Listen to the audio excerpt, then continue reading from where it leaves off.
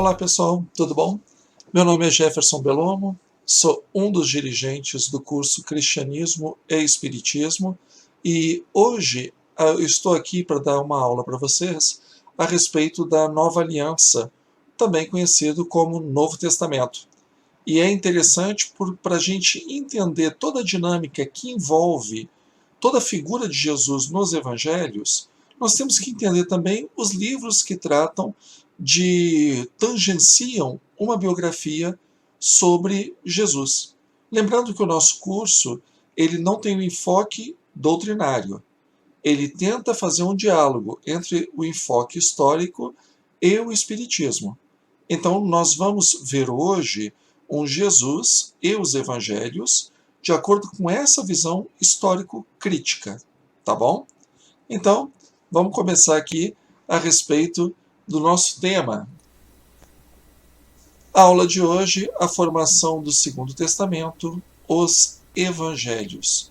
E é importante a gente entender que nós vamos falar aqui, Novo Testamento não é só evangelho. Novo Testamento envolve outras literaturas, mas aqui nós só vamos tratar, na aula de hoje, sobre os evangelhos. No momento próprio, nós vamos abordar o Atos dos Apóstolos, quando a gente falar do cristianismo nascente, depois nós vamos falar das epístolas, quando a gente for falar da expansão do movimento cristão, do recebimento dos gentios, depois nós vamos falar também do Apocalipse, que é a revelação do escatológica, né, o fim dos tempos, na visão cristã. Então, hoje a gente só trata de evangelho. Mas a gente vai entender um panorama junto com o evangelho, um panorama também da nova aliança. Tá bom? Sigamos.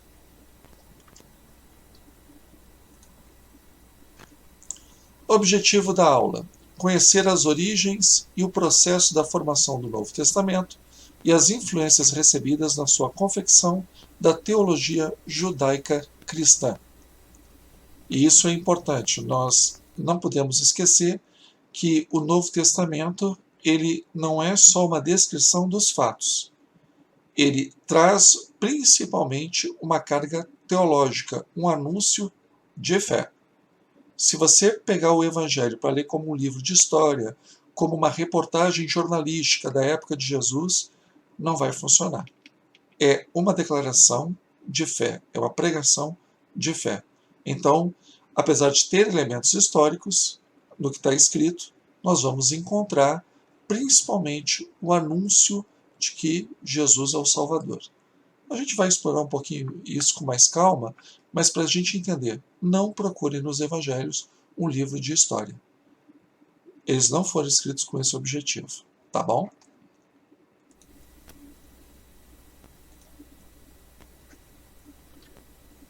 Alguns conceitos iniciais. Evangelho, a palavra grega evangelion, significa boa notícia ou boas novas. A palavra evangelho aparece mais de 70 vezes no Novo Testamento. Aí nós vamos para os termos testamento / aliança. Em grego, diateque apresenta dois sentidos. 1. Testamento, em que alguém designa seus herdeiros. 2. Aliança, que define os termos de um contrato, a que se obrigam as partes que se aliam. E por último, cânon. A palavra cânon significa regra e designa o exemplar perfeito e completo das Escrituras. O cânon do Novo Testamento é constituído de 27 livros. E aí vamos para alguns exemplos de aliança. Nós temos uma aliança de Iavé, o Deus dos Hebreus, com Noé. Ele faz uma aliança com Noé pela qual se compromete a não destruir mais pelas águas tudo que existe. O símbolo dessa aliança é o arco-íris. E a gente vai ver isso no livro do Gênesis, capítulo 9, versículos de 8 a 17. Com Abraão, Iavé ele faz uma outra aliança. Abraão era um homem idoso, Sarai, a sua mulher também era idosa, não tinham filhos, e ele promete a Abraão que Abraão, na época, vai ter uma grande descendência, que essa descendência vai gerar uma nação que vai ser tão numerosa quanto as estrelas do céu, e em contrapartida, este patriarca, Abraão, ou depois Abraão, circuncidará os seus filhos e servos por todas as gerações vindouras. E é um pacto que é firmado, segundo a palavra que está lá no Gênesis, por toda a eternidade. Então todos os judeus de todos os tempos, por toda a eternidade, eles vão circuncidar os filhos homens no 8º dia, porque fizeram uma aliança com o Deus Yahvé. Que nós vamos encontrar essa descrição em Gênesis capítulo 17, versículos de 1 a 14. Também nós temos aquela aliança no Monte Sinai, com Moisés. Yahvé define as leis que os hebreus deviam seguir para que não fossem abandonados pelo seu Deus. Afinal de contas, eles estavam saindo da escravidão do Egito, indo em direção à terra prometida, e eles precisavam desse patrocínio divino. Então eles fazem uma aliança. Deus dá 2 tábuas com as leis, e ali nessas leis ele escreve o que os judeus deveriam fazer. E a contrapartida, ele estaria com esse povo e daria aquela terra. Nós vamos encontrar isso em Êxodo capítulo 34, versículos de 10 a 28. Já em Jeremias, que é um dos profetas, ainda tudo isso na Bíblia hebraica, também conhecido como Antigo Testamento, nós preferimos usar a primeira aliança, e Yahvé promete uma nova aliança com o povo hebreu, que estará selada no coração das pessoas. Quando vocês com calma, vocês puderem, abram suas Bíblias, Jeremias, capítulo 31, versículos 31 a 34. Então, aí a aliança, ninguém vai precisar lembrar ninguém a palavra de Deus, porque a palavra de Deus vai estar inscrita no coração das pessoas.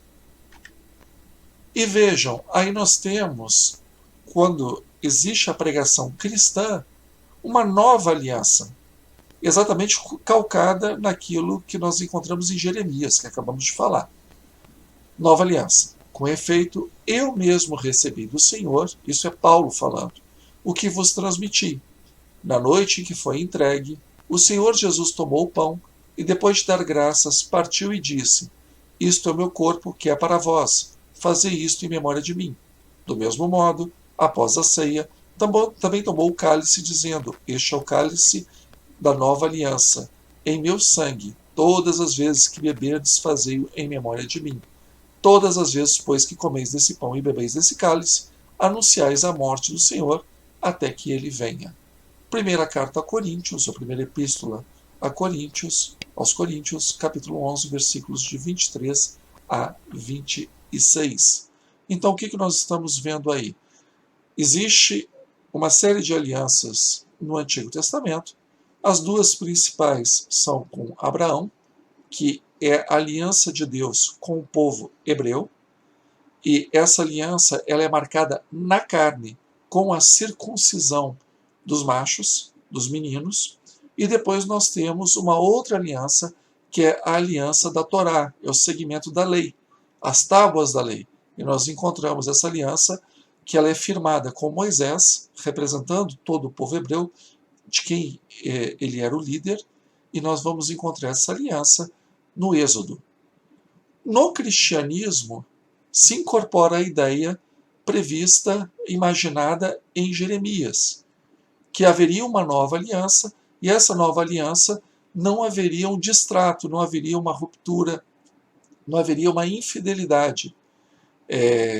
A palavra que o Novo Testamento utiliza é muito curiosa, é um adultério. Ó raça adúltera, porque não respeitava o pacto, não respeitava o contrato, não respeitava o matrimônio entre Yahvé e o povo hebreu.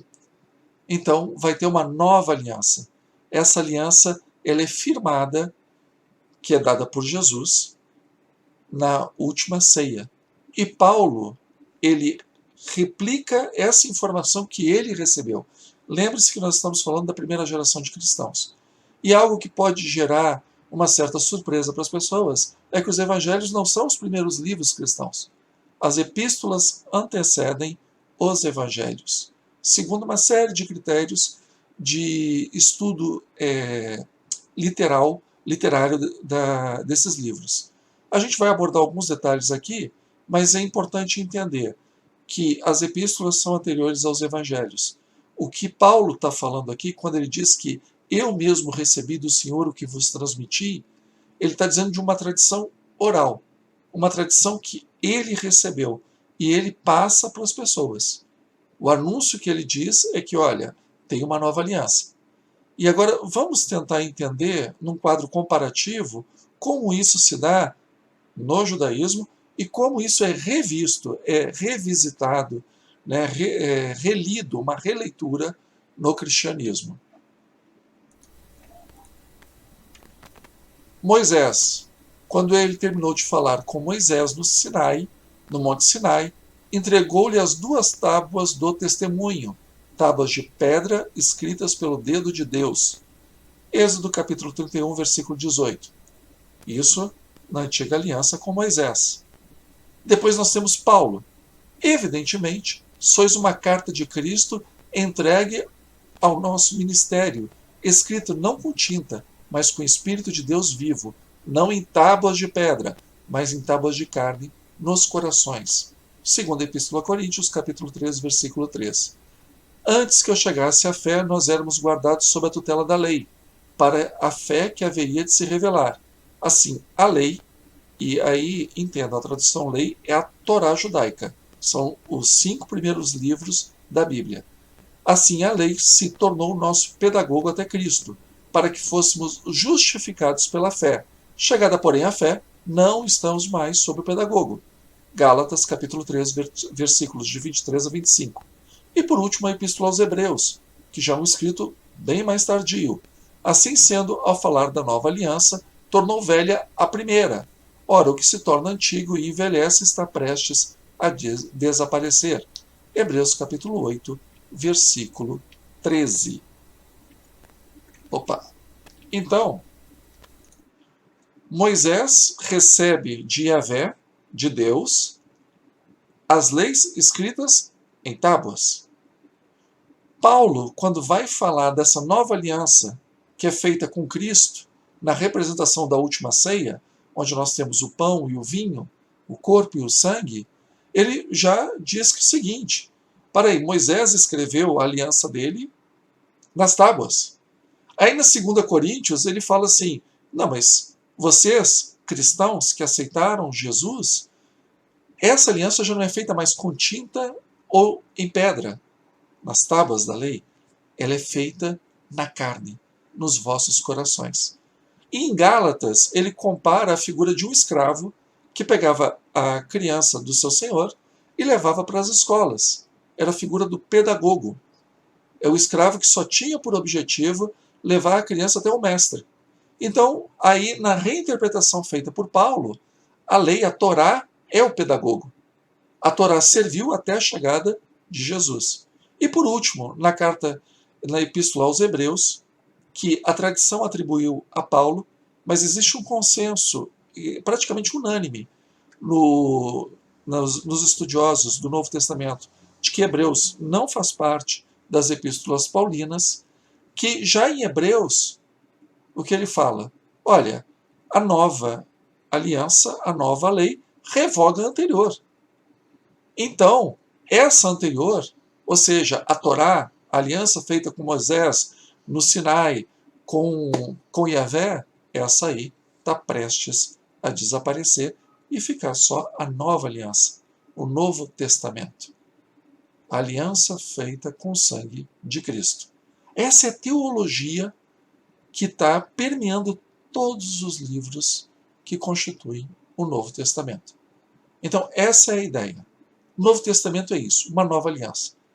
Tudo que ficou para trás perdeu a razão de ser, foi derrogado ou abrogado pela nova lei, e essa nova lei é a aliança feita de acordo com as promessas de Jeremias, feita por Jesus na última ceia, onde agora Jesus é o mediador entre os homens e Deus, e é no coração dos homens que está escrita essa nova aliança. Espero que seja tudo bem até aqui. Vamos seguir um pouquinho adiante? Vamos lá, vamos falar dos livros do Novo Testamento, ou, se preferirem, da Segunda Aliança. Nós temos aí praticamente 4 gêneros literários. Nós temos os evangelhos, as atividades apostólicas, as epístolas e um escrito escatológico. De evangelhos, nós temos 4 livros: Mateus, Marcos, Lucas e João. Cada evangelho recebe o nome dado pela tradição à sua autoria. Depois, nós temos um livro que fala das atividades apostólicas, se concentrando principalmente em 2 figuras, Pedro e Paulo. A primeira parte do Ato dos Apóstolos, ele vai tratar de Pedro, da atividade missionária de Pedro e João, e na segunda parte vai falar da atividade missionária de Barnabé, que depois sai de cena, e Paulo. Aí, depois nós vamos ter as epístolas. Das epístolas, a maior parte são escritos paulinos ou escritos chamados deuteropaulinos, grupos que assinaram em nome de Paulo. Paulo já tinha morrido, mas são escolas que seguem a tradição paulina.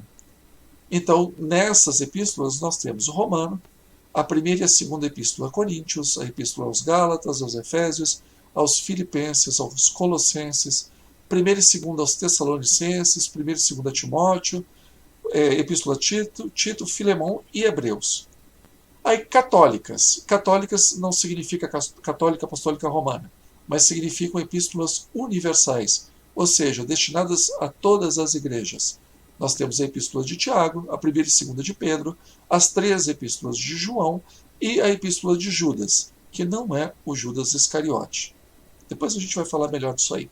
E o escrito escatológico. Escatologia significa o fim das coisas, e na teologia significa uma mudança radical de paradigma, ou seja, o fim do mundo que nós conhecemos e uma nova ordem dada por Deus, e isso vai ficar muito claro no livro da Revelação, que tem um título em grego chamado Apocalipsis. Agora a parte cronológica dessa formação. Da vida pública de Jesus, nós temos o quê? Os ensinamentos e ações de Jesus. No final da vida pública e posterior à morte de Jesus, a gente está falando ainda da primeira geração de cristãos, nós vamos ter os provérbios de Jesus, que são as logia, são aquelas máximas morais, como a gente encontra no Sermão da Montanha. Nós temos as histórias de milagres, as histórias de conflitos com os outros grupos, e a gente vai ver muito isso dos escribas e fariseus nos evangelhos, as canções, os materiais de adoração, as parábolas e as histórias da morte, da crucificação, morte e ressurreição de Jesus, que são as histórias da paixão. Essa primeira geração, esse primeiro anúncio vai focar muito nisso. Posteriormente, aí de 50 a 70, pegando o final da primeira geração e o começo da segunda geração, nós teremos a primeira epístola, e aí o primeiro texto cristão escrito, com introdução, desenvolvimento e conclusão, que é a primeira epístola aos Tessalonicenses.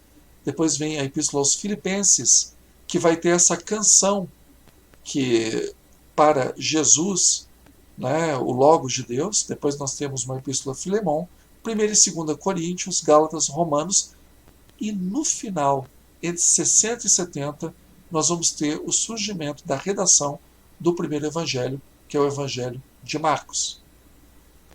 Aí, já no final da segunda geração, começando a terceira geração de cristãos, nós temos Colossenses, Efésios, 2ª Tessalonicenses e Hebreus.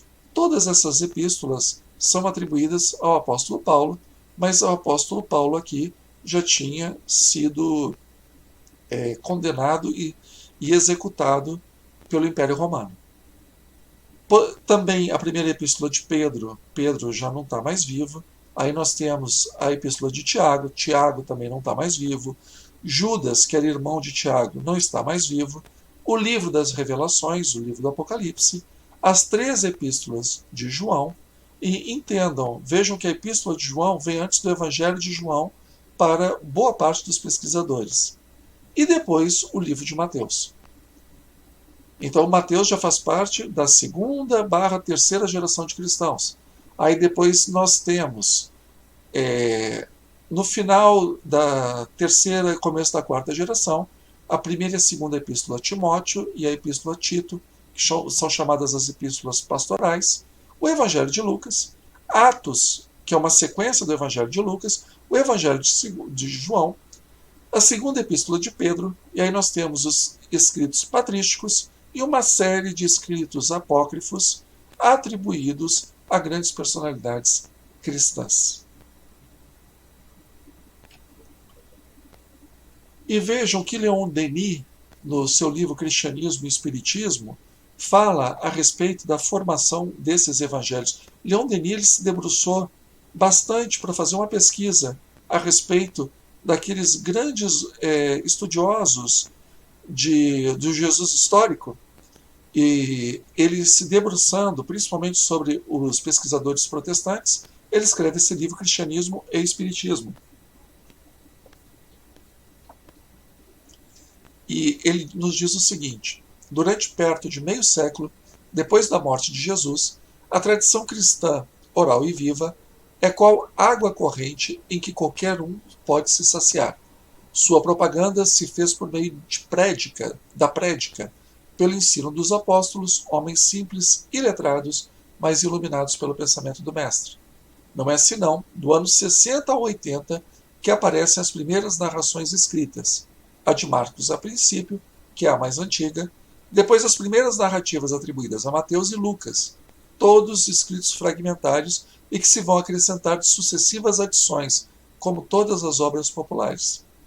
Foi somente no fim do século I, de 80 a 98, que surgiu o Evangelho de Lucas, assim como o de Mateus, o primitivo atualmente perdido. Finalmente, de 98 a 110, apareceu em Éfeso o Evangelho de João. Aqui, o que Leon Denis nos fala é exatamente a pesquisa do Jesus histórico. Então, nós temos primeiro uma tradição oral, depois essa tradição começa a ser escrita, depois ela é editada, é revista, são adicionadas histórias e, posteriormente, esses livros vão ter o formato que nós conhecemos. Talvez isso seja novidade. Muitos de vocês vão pensar, puxa, mas Mateus aparece antes de Marcos na tradição bíblica. Então, Mateus não é mais antigo? Isso nós vamos encontrar na obra do Emmanuel, isso nós vamos encontrar, por exemplo, nos sermões de Santo Agostinho. Mas fazendo, como eu disse para vocês, aqui não é estudo doutrinário. Aqui o nosso foco é um estudo histórico-crítico. Nesse estudo histórico-crítico, existem elementos muito palpáveis para se afirmar, como Leon Denis o faz, que o Evangelho de Marcos é o primeiro, e ele é decorrente de uma tradição oral, e essas tradições se misturam e são editadas até formarem os livros que nós conhecemos. E vamos ver, por exemplo, o que o Hermínio Miranda fala a respeito também dessa visão dos evangelhos. Aliás, desculpa, daqui a pouco a gente vai para o Hermínio Miranda. Significado de evangelho. Evangelius, mensageiro, é aquele que traz uma mensagem de vitória ou quaisquer outras notícias políticas ou pessoais que causam alegria. O mensageiro era recompensado por trazer boas notícias. De modo semelhante, o verbo euangelizomai pode querer dizer falar como mensageiro da alegria, proclamar boas novas e, onde se emprega no sentido religioso de prometer. No culto do imperador, que Evangelium adquire um significado religioso, como as notícias do nascimento do soberano divino, da sua maioridade ou da sua entronização, bem como dos seus discursos, decretos e atos, que são boas novas, que trazem o cumprimento de tanto tempo almejado aos anseios do mundo pela felicidade e paz. Também existe um significado desse anúncio no Antigo Testamento, no Deutero-Isaías, ou seja, no Isaías posterior. Mas, como os evangelhos são escritos em grego, eles fazem uma associação do anúncio de Jesus como Salvador, né? E a gente vai ver que Jesus anuncia o reino de Deus. No cristianismo se anuncia Jesus como esse mediador entre Deus e os homens, da mesma forma que os gentios, né, que nós conhecemos como pagãos, eles anunciavam a boa nova do nascimento de um imperador, a boa nova de um decreto, da vitória de uma guerra, que o nome também é do Evangelho. Então eles usam em grego a mesma palavra do anúncio da vitória de César para falar da nova aliança, da vitória de Cristo.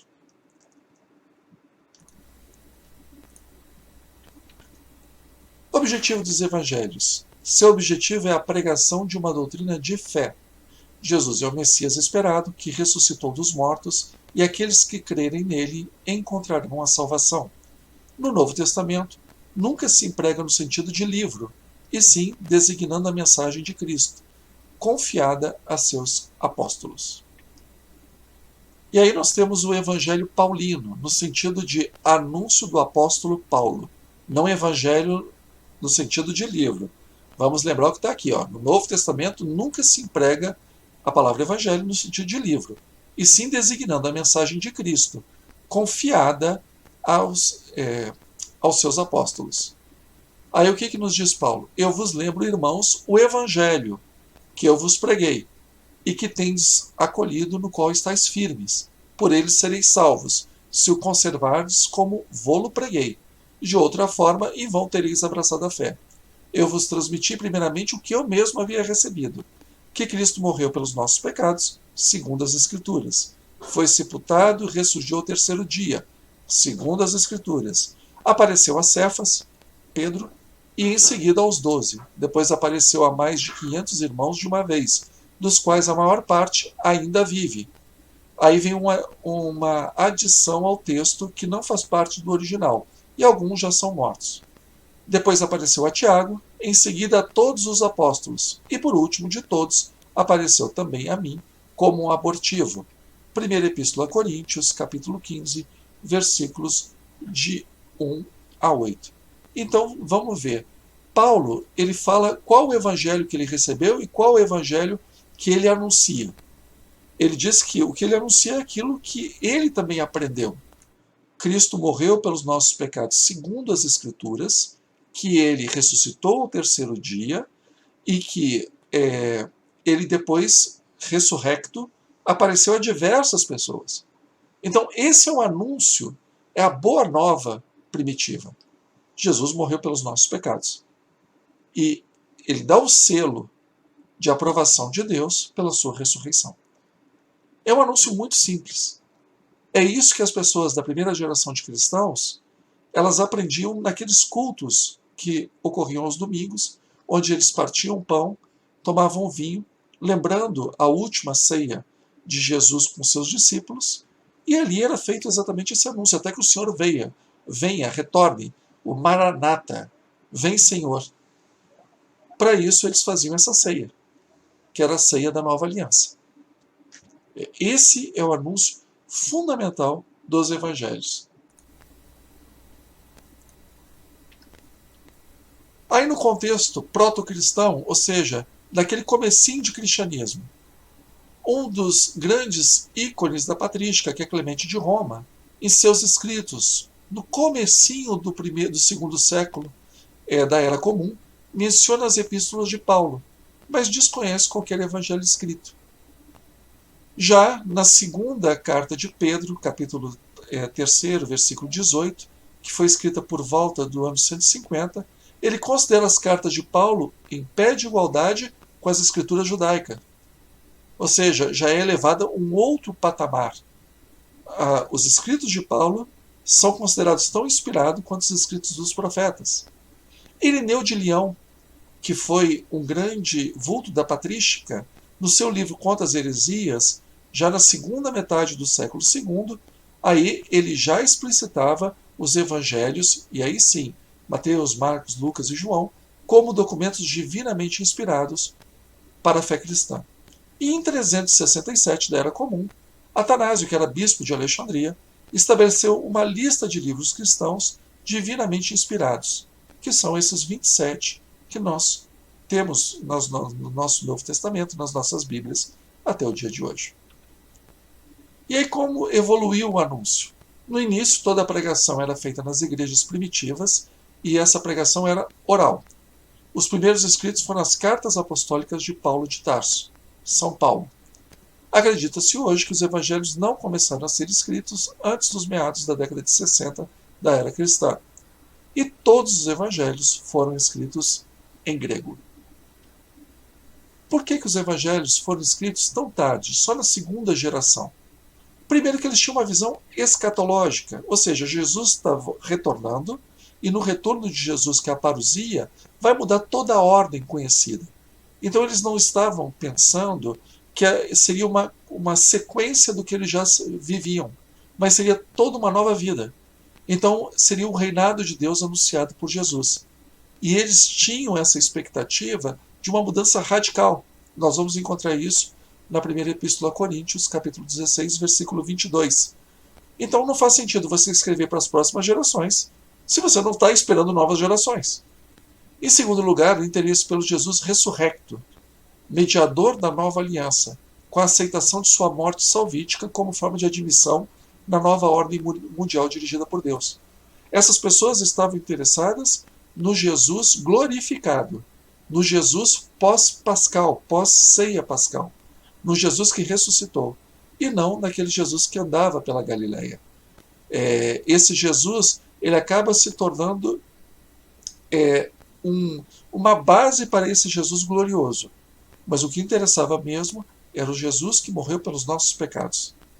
E depois, por último, somente com a morte da primeira geração de cristãos, com o desaparecimento da igreja de Jerusalém, porque Jerusalém foi totalmente destruída na primeira guerra judaico-cristã de 66 e 70, e com isso também desapareceu a igreja de Jerusalém, que era a liderança cristã no mundo, e o aumento no número de convertidos, principalmente no paganismo, entre os povos que não eram judeus, e com o rompimento crescente com o judaísmo, porque chegou num ponto que o cristianismo deixou de ser mais uma seita judaica para virar uma religião própria, é que houve a necessidade de se escreverem os evangelhos. E aí vamos para os evangelhos canônicos. São aqueles reconhecidos como inspirados pelo Espírito Santo, ou por Deus. Os evangelhos de Mateus, Marcos e Lucas são conhecidos como sinóticos, devido à semelhança de sua narrativa. Sinótico significa visão comum. O de João é um livro à parte, com características próprias que o diferem dos demais. Ele vem de uma outra tradição. E aí agora nós vamos ver, de uma forma bem gráfica, como é que foram essas fontes dos evangelhos. Primeiro nós temos a tradição oral. Essa tradição oral ela é colocada pelos apóstolos, ela é colocada pelos seguidores de Jesus, por pregadores itinerantes. A essa tradição oral se juntam escritos esparsos.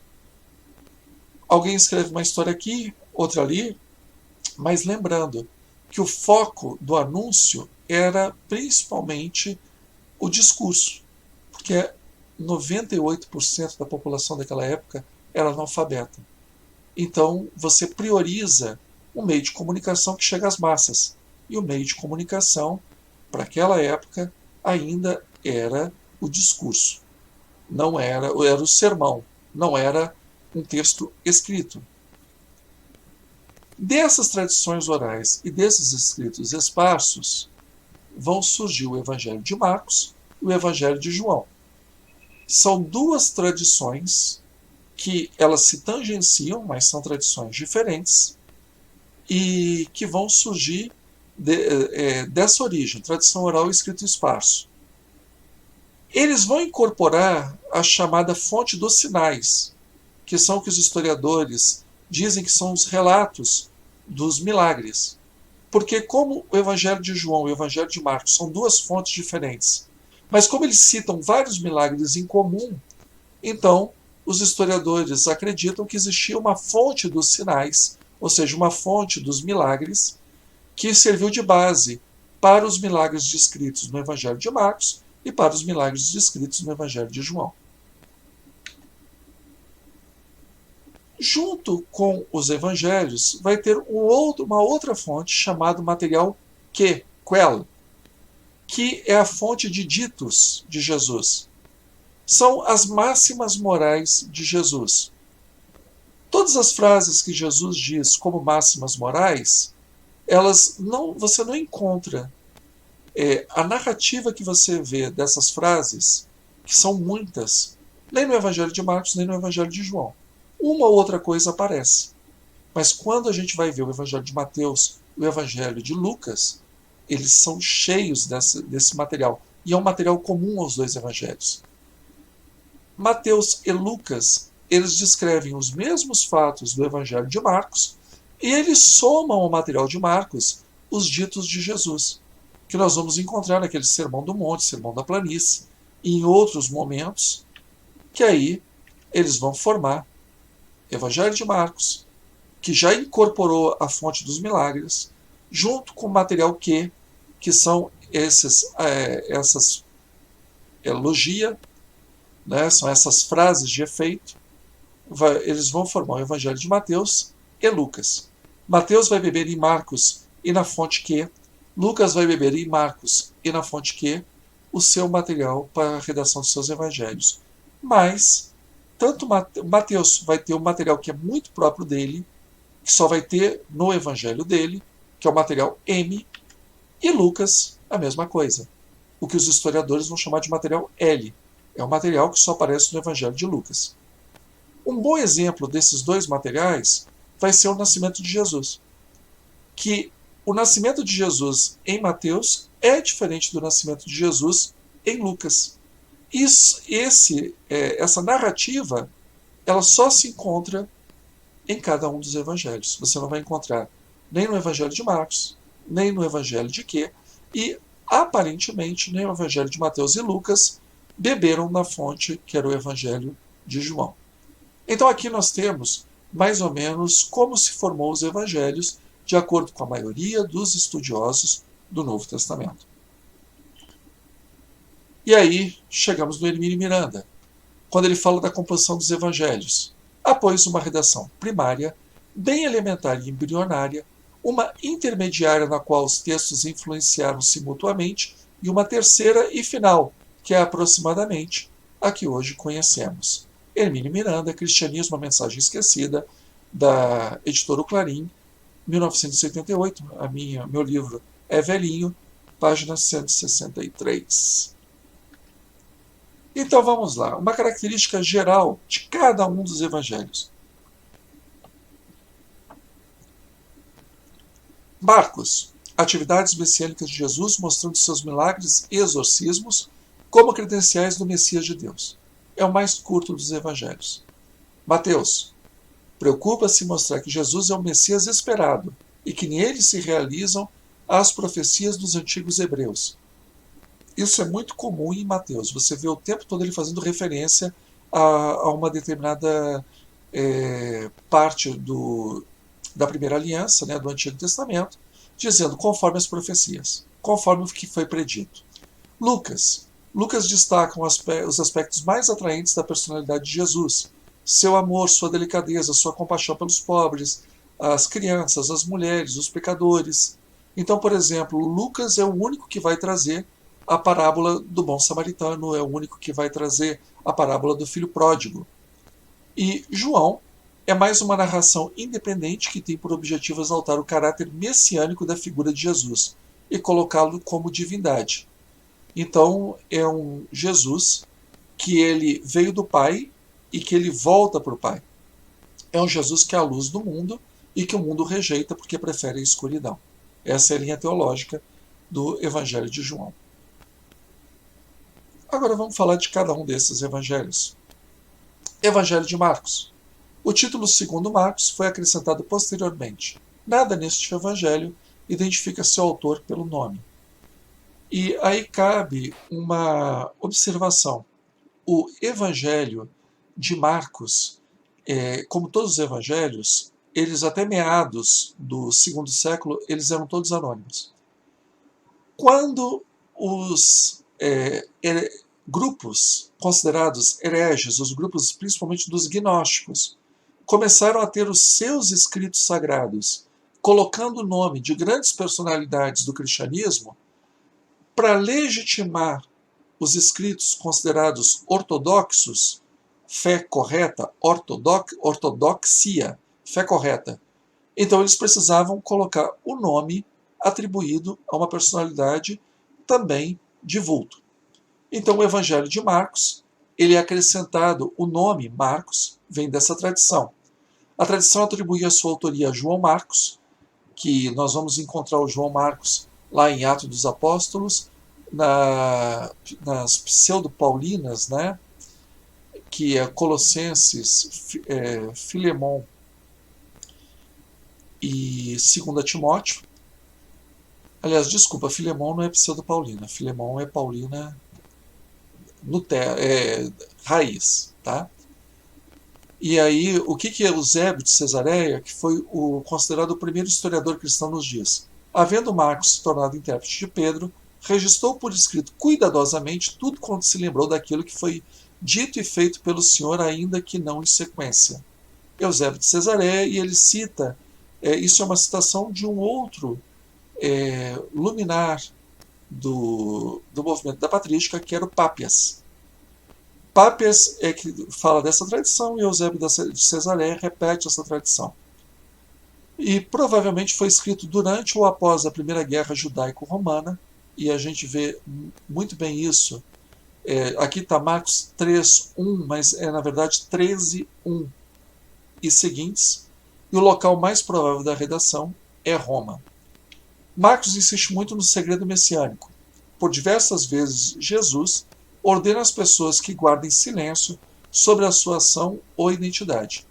Toda vez que ele cura alguém, toda vez que alguém que diz que ele é o Messias, ele pede segredo. E Marcos escreve para gentios convertidos. Ele traduziu, por exemplo, várias expressões em aramaico. Quando ele cura a filha do chefe da sinagoga, ele fala Talita cumi, e aí ele traduz, que quer dizer menina levanta. Né? Quando Jesus está na cruz, Eli, Eli, lama sabachthani, né? E aí ele traduz, que quer dizer Deus, Deus, por que me abandonaste? E ele dá a explicação também sobre os costumes judaicos. Por que os judeus aconteciam certas festas, por que eles lavavam as mãos, por que eles respeitavam o sábado. Marcos explica isso porque o seu público não era judeu. Então ele precisa explicar. Essa visão de que ele é intérprete de Pedro é muito pouco provável.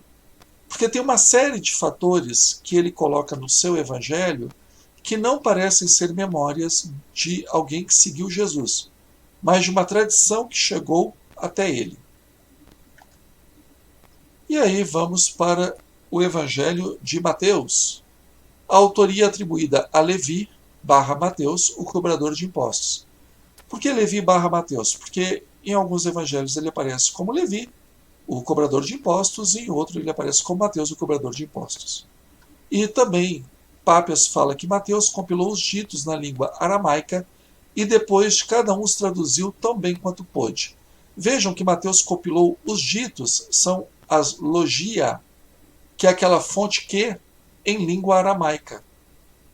Ele não fala que é o evangelho de Mateus, do jeito que nós conhecemos, do jeito que nós temos no Novo Testamento, em língua aramaica, traduzida para o grego. Ele fala que aquele sermão da montanha, que as máximas de Jesus, o sermão da planície, esses seriam escritos em língua aramaica e cada um traduziu tão bem quanto pôde. Então não é o evangelho de Mateus inteiro que foi traduzido, né, do seu primeiro versículo ao último, do aramaico. Continuando, a autoria apostólica não é uma reivindicação do autor, nem de que tenha sido testemunha ocular dos fatos narrados por ele. Ele em momento nenhum diz que é seguidor de Jesus, que ele é apóstolo de Jesus, que ele foi testemunha ocular do que aconteceu, e ele não diz que ele, Mateus, ou Levi, o cobrador de impostos, é o autor do evangelho. Ele tem uma grande dependência do evangelho de Marcos e da fonte dos ditos que. E aí, opinião minha, talvez porque ele tenha integrado essa fonte dos ditos, é que ele leve o nome de Mateus da tradição para o evangelho. A construção do evangelho aponta para uma redação original em grego e não uma tradução de um evangelho em aramaico. O uso da Bíblia grega, Septuaginta, como fonte das citações do Antigo Testamento. E o Evangelho Matiano parece pertencer a um grupo judaico-cristão que estava em atrito com o novo rabinato. E aí é importante a gente entender. Mateus, quando ele cita, ele faz citação de textos que nós encontramos na Bíblia grega, na Bíblia que os judeus da diáspora utilizavam. Os judeus da diáspora não usavam a Bíblia em hebraico. Então, eles utilizavam a Septuaginta. E é exatamente a transcrição da Septuaginta que nós vamos encontrar no Evangelho de Mateus, quando ele cita, de acordo com as profecias. Por exemplo, voz que clama no deserto. Ele não vai usar uma tradução do hebraico para falar a voz que clama no deserto. Ele vai transcrever a Septuaginta, que é uma Bíblia grega para os judeus que já estavam há muito e muito tempo vivendo nas diversas cidades do mundo pagão, do mundo gentílico. Já não sabiam mais nem falar aramaico, hebraico, como se fosse assim, vamos imaginar que é como se fosse uma quarta, quinta geração de árabes que vivem no Brasil e que perderam completamente o contato com a língua materna. Então falariam português e teriam o Alcorão em português e saberiam ler o Alcorão em português. E a maioria saberia o idioma aqui do Brasil e alguns poucos dominariam e conheceriam o idioma da tradição de seus pais, principalmente aqueles que seriam líderes religiosos. E mesmo certos jogos de palavras, eles só fazem sentido em grego, não fazem sentido em aramaico. Por isso que diz que o Evangelho de Mateus ele é escrito em grego. E também uma particularidade. Em Mateus nós vemos um acirramento muito forte entre Jesus e os escribas e fariseus. Boa parte dos historiadores entendem que esse acirramento, na verdade, não aconteceu com Jesus, mas que é um acirramento que ocorre entre as duas tradições sobreviventes do judaísmo na Palestina após a Primeira Guerra Judaico-Romana, que é a tradição dos fariseus, que são os rabinos, que se reuniram numa cidadezinha chamada Jamnia ou Yavne, e lá eles definiram os rumos da religião judaica, e esse judaísmo briga com o cristianismo, que também se afirma como a sequência natural da tradição judaica. Porque a liderança judaica ela desaparece com o templo de Salomão. Quando é destruída Jerusalém, é destruído o templo de Salomão, os chefes judaicos, que eram os saduceus, eles viviam para o templo e eles viviam em Jerusalém. Não tem templo, não tem Jerusalém, eles não têm mais liderança nenhuma. E aí, quem é que vai disputar a cadeira do poder? Aí nós vamos ter os fariseus, que aí já começam a serem conhecidos como rabinos, e os cristãos, que era um movimento nascente dentro do judaísmo. Gente, os primeiros cristãos, lá da Palestina, eles não se consideravam cristãos. Eles se consideravam judeus que tinham a consciência de que o Messias prometido tinha vindo ao mundo. Só que tinha sido reinterpretado porque morreu pelos nossos pecados. Então, eram judeus cristãos, não eram cristãos judeus. E a gente vai ver bem essa briga, principalmente quando começa a conversão dos pagãos, dos gentios. E aí, a gente torna eles judeus primeiro, antes de torná-los cristãos? E é isso que nós vamos encontrar nas cartas paulinas e em Atos dos Apóstolos. Tá bom? Vamos seguir. Evangelho de Mateus, vamos para o próximo, que é o de Lucas. Evangelho de Lucas, autoria atribuída a Lucas, médico e companheiro de viagem apostólica de Paulo de Tarso. Nós vamos encontrar a citação de Lucas em Colossenses, capítulo 4, versículo 14, segunda Epístola a Timóteo, capítulo 4, versículo 11, e Filemão, capítulo 1, versículo 24. E aí nós vemos em Irineu de Leão, no livro Contra as Heresias, ele faz a seguinte citação: Lucas, companheiro de viagem de Paulo, registrou o evangelho por este pregado em um livro. E aí, assim, é como se a tradição de Paulo, do conhecimento da vida de Jesus de Paulo, fosse colocada para Lucas e Lucas colocou isso num livro. Mas a gente sabe que não é bem o que aconteceu, por conta das próprias pistas que nós encontramos, tanto no evangelho de Lucas, quanto em Atos dos Apóstolos, que é do mesmo autor. O autor não era testemunha ocular dos fatos narrados, mas se apresenta como um compilador de outros textos e narrativas orais sobre Jesus. Logo no comecinho do Evangelho de Lucas, ele cita isso, que ele escreve para Teófilo e ele procurou fazer uma pesquisa nos diversos textos, entrevistando diversas pessoas, para saber um pouco mais sobre a vida de Jesus. Ele não fala que ele se baseia na narrativa de Paulo. Ele diz que se baseia em outros textos, outros que antes dele escreveram sobre Jesus. O Evangelho lucano e o livro Atos dos Apóstolos são atribuídos ao mesmo autor e foram concebidos como uma peça única. Então é como se fosse uma peça de teatro, onde tem dois atos. O primeiro ato é o Evangelho, o segundo ato é o Ato dos Apóstolos.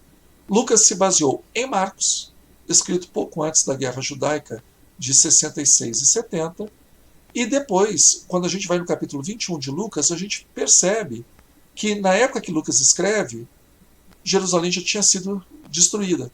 Porque ele segue a narrativa de Marcos da profecia ex evento. Ou seja, você faz uma profecia de um evento que já ocorreu.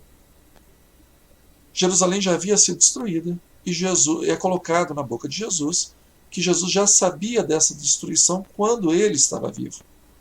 Então, por isso que se sabe que o evangelista, sim, sabia da destruição de Jerusalém. Por isso que ele é escrito depois de 70. E ele é dirigido aos cristãos egressos do paganismo. E por último, nós temos o Evangelho de João, que é a autoria atribuída a João, filho de Zebedeu, irmão de Tiago, apóstolos próximos a Jesus. O Evangelho joanino difere dos sinóticos no estilo e no conteúdo das palavras de Jesus, que não tem o reinado de Deus como principal anúncio. Jesus, no Evangelho de João, é o verbo divino atuante na criação e reflete a descrição da tradição a respeito da sabedoria de Deus como agente da criação. Essa é uma tradição que é muito forte no judaísmo, e nós encontramos em Provérbios, capítulo 8, versículos de 22 a 30, e no livro de Sabedoria, capítulo 9, versículos de 1 a 9. Jesus tem uma vida prolongada nesse evangelho, são 3 anos, enquanto que nos outros é 1 ano, só 1 ano e meio no máximo, e boa parte da ação se dá na Judéia, estando em constante confronto com os judeus. Então, o autor do Evangelho de João, ele já separa muito bem cristão para um lado e judeu para o outro. Sua tradição é proveniente do discípulo amado, figura anônima e de grande importância para a comunidade joanina, sendo a escrita do Evangelho o resultado de vários estágios de editoração ou redação. Pelo menos a gente consegue identificar no Evangelho de João 3 estágios de escrita. E relata que os judeus tomaram medidas para expulsar das sinagogas as pessoas que acreditavam em Jesus. Por isso que fica claro no Evangelho de João que já é um evangelho tardio, que exatamente quem aceitasse Jesus como Messias, esses judeus estavam sendo expulsos da sinagoga. Por conta dessas pequenas pistas que nós encontramos no Evangelho, nós sabemos que isso é bem tardio. O apóstolo João, filho de Zebedeu, irmão de Tiago, também conhecido como João Boanerges, esse apóstolo já estava há muito tempo morto quando esse evangelho foi escrito. E aí alguns problemas sobre essa literalidade dos evangelhos. Os evangelhos são uma narrativa que tudo é igualzinho ao que aconteceu. Bom, a gente pode identificar que ocorreram alguns problemas nessa transcrição. Primeiro que os primeiros copistas cristãos, eles não eram copistas profissionais, eles eram amadores. É que nem muita gente de boa vontade traduz as obras do Kardec do francês para o português sem serem tradutores com curso de tradução. Não são pessoas formadas no idioma, são pessoas que conhecem o idioma, mas não são tradutores oficiais. Com isso, a tradução vai sair com problemas. Então, os primeiros copistas eram amadores. Lembrando, como eu disse, 98% da população naquela época era analfabeta. E saber escrever e saber ler não eram duas coisas que as pessoas aprendiam juntas, tá? A pessoa podia aprender a ler e depois aprender a escrever. Nem sempre também a pessoa que escrevia, melhor dizendo, ela copiava, ela sabia exatamente o que ela estava copiando. Aí vem uma parte terrível. Os originais em grego eram em letras maiúsculas, não tinham separação de palavras e também não tinham pontuação ou acentuação. Os textos eram desse jeito, o que dificultava muito na hora de fazer a cópia. Então a perda de acuidade visual, a auditiva, porque tinha muita coisa que era narrada que a pessoa transcrevia, ou uma distração, a idade, o cansaço podia comprometer o trabalho do copista. Muitas palavras ou notas explicativas que são encontradas nas margens dos textos, muitas vezes elas eram incorporadas como se fossem do Novo Testamento. E aí é por isso que muitas vezes na Bíblia vocês vão perceber que aparecem entre parênteses essas incorporações. E fora isso, uma introdução proposital de mudanças naquilo que eles estavam copiando, porque eles achavam que o que estavam copiando merecia um reparo. Tanto que isso é verdade, que aí nós temos um dos maiores padres da igreja, que é Orígenes de Alexandria, e olha o que ele escreve no século IV. As diferenças entre os manuscritos se tornaram gritantes, ou pela negligência de algum copista, ou pela audácia perversa de outros, ou eles descuidam de verificar o que transcreveram, ou no processo de verificação, acrescentam ou apagam trechos. Orígenes, teólogo do século III. Falei século IV, desculpa, é século III. E aí veja o que Kardec coloca no Evangelho segundo o Espiritismo, naquele capítulo A Moral Estranha.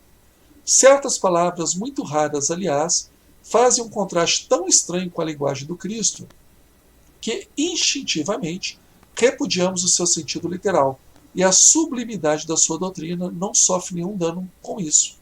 Palavras escritas após a sua morte, porquanto nenhum evangelho foi escrito enquanto ele estava vivo, é de se supor que, nesse caso, a essência do pensamento do Cristo não foi bem traduzida, ou que é ainda mais provável, que o sentido primitivo tenha sofrido alguma alteração ao passar de uma língua para outra.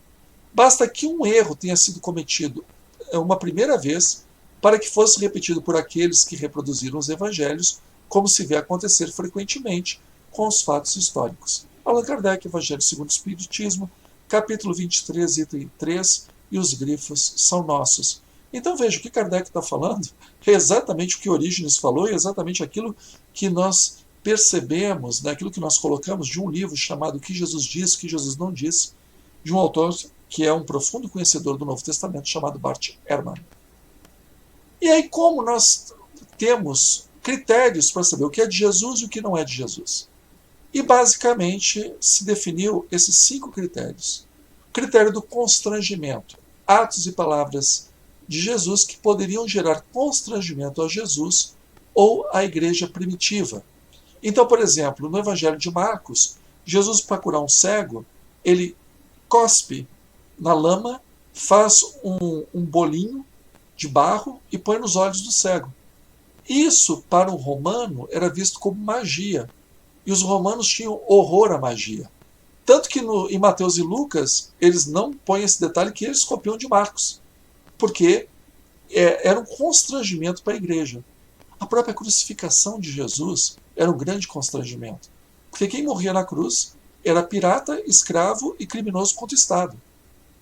Se Jesus é colocado que ele morre na cruz, que ele fez bolinha de barro e enfiou no olho do cego, então isso causa constrangimento a quem narra essa história. Por isso que provavelmente ela é verdadeira. Porque a tendência natural seria de ocultar e não de falar. Outro critério é o critério da originalidade. São atos e palavras de Jesus que não são do judaísmo do tempo dele, nem do cristianismo primitivo. Então, por exemplo, a questão de Jesus, que quando ele fala a respeito da última ceia, que ele diz assim: esse é meu sangue, comei, esse é meu sangue, bebei, esta é minha carne, comei. Judeu tinha horror a sacrifício humano. Judeu tinha horror a comer qualquer carne que não fosse carne prescrita na Torá, carne kosher, alimentação kosher.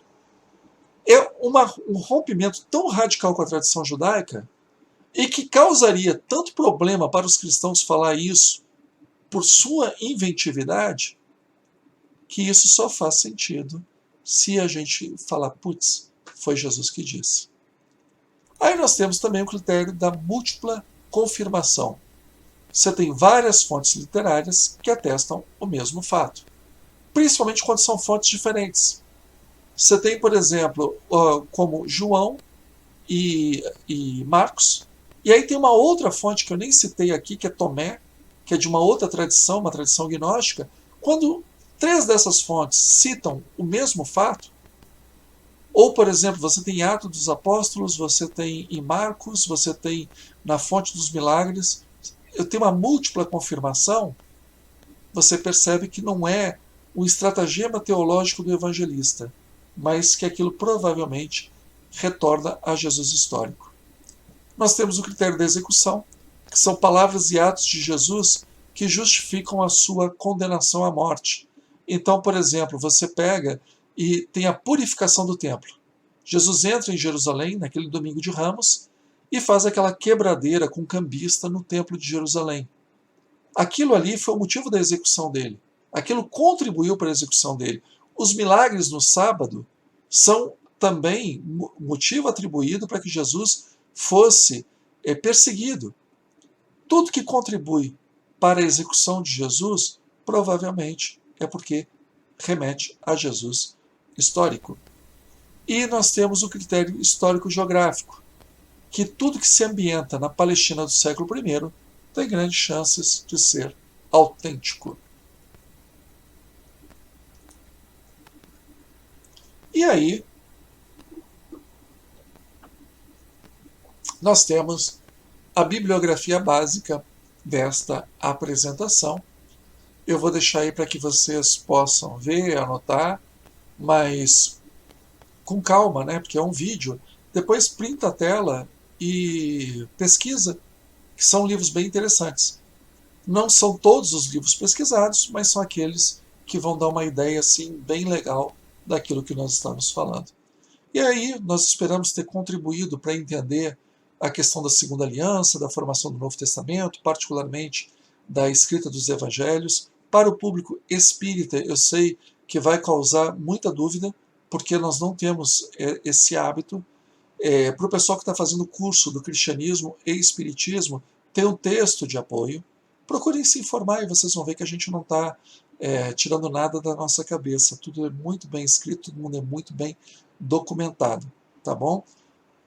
Não mexam na visão de vocês, mas entendam que existem outras visões, que entendam que existem outras fundamentações, que também não são na base do achismo. É muito bem documentado, existe uma metodologia científica para análise desses textos, para fazer uma crítica textual de cada um desses livros em grego, e que através dessa crítica textual é que se chega à conclusão de que, e também não só uma crítica textual, mas também como um conhecimento da evolução da teologia cristã, permite saber que as epístolas são escritas primeiro, que o Evangelho de Marcos vem depois das epístolas paulinas, que depois vem o Evangelho de Mateus e Lucas, que acrescenta o Evangelho de Marcos a fonte dos ditos, a fonte Q, e posteriormente nós vamos ter o Evangelho de João, que é uma outra tradição, é uma outra comunidade, que tem outros problemas,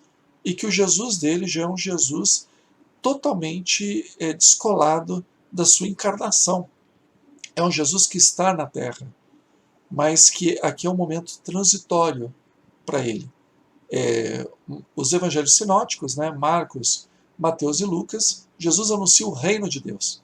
No Evangelho de João, Jesus anuncia a si mesmo, como mediador entre os homens e Deus. Jesus já é a nova realidade. Bons estudos para vocês, espero que nossa apresentação tenha sido de utilidade. Escrevam as suas dúvidas, as suas discordâncias, os seus comentários, para que a gente possa saber se a gente está indo bem. E se gostaram, deixem um like, divulguem para os amigos, que é assim que a gente faz com que a doutrina espírita, e principalmente um estudo aprofundado do espiritismo, nessa parte de Jesus histórico, chegue a mais e mais pessoas, tá bom? Grande abraço, até a próxima. Tchau, tchau.